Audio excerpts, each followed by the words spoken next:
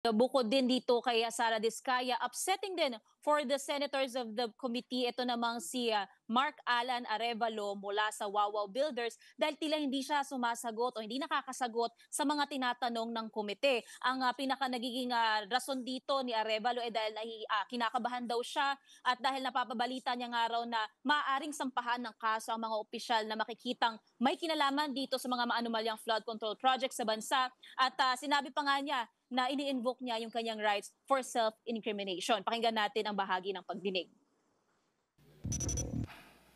Hindi ko alam kung ano binabasa mo dyan. Humarap ka sa amin. Opo. Yes po, Your Honor. Ikaw may-ari nito, di ba? Yes po, O Your di Honor. dapat alam mo. Your Honor, I invoke my right against self-incrimination, Your Honor. Anak ng patingo. Tinatanong ko, how can my question incriminate you? Tell me. Sorry po, Your Honor.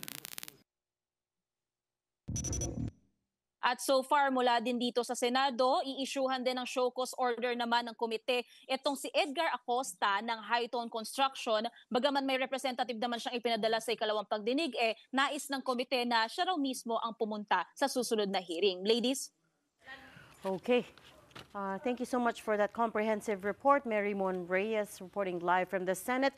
Just one quick correction. It's Maria Roma Angeline Rimando, hindi Romando.